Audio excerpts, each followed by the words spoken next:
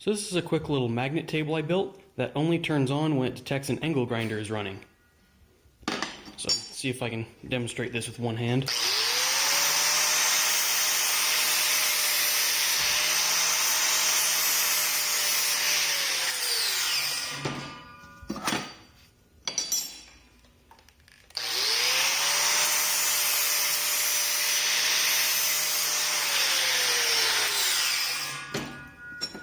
It's not really the best deburring job, but you can see that works.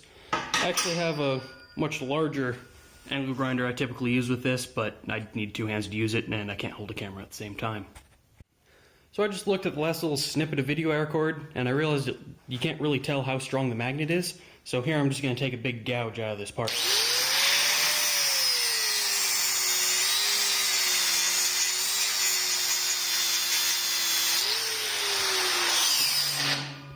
That's about the best I can do with one hand. Can't really demonstrate clearly how to...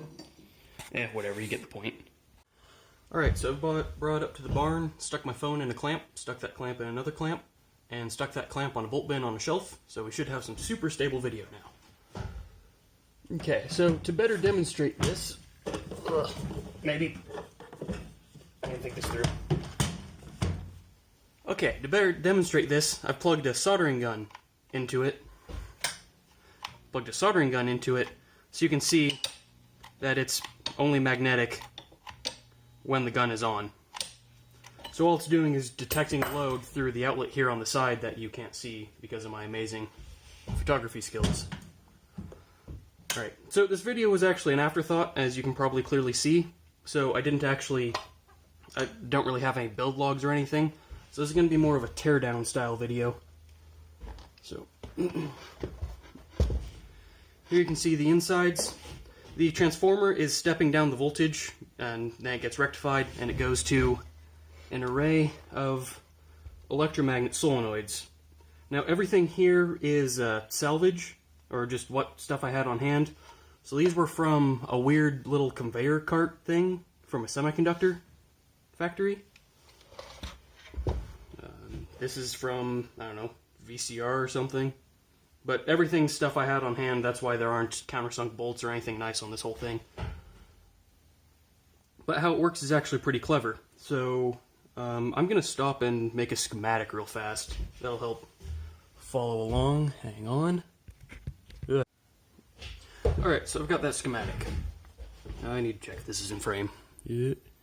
Maybe. Alright. So how it works is the line voltage feeds straight through to the outlet almost, except it has to go through two back-to-back diodes.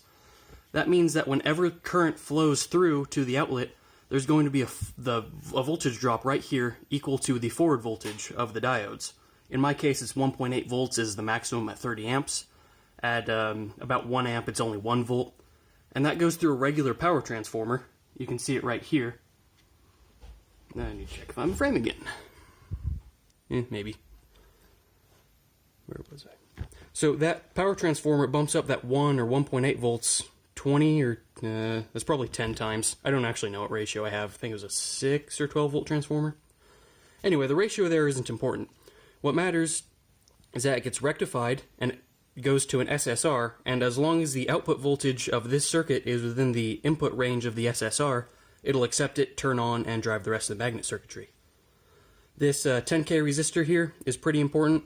It doesn't have to be 10K, but it just needs to be there to bleed off the charge so that your SSR doesn't stay on longer than it needs to. I think that's about as not mediocre of an explanation as you're going to get. I see I now broke my board. That's cool. Oh well, I'll fix it. And that's about it for the day.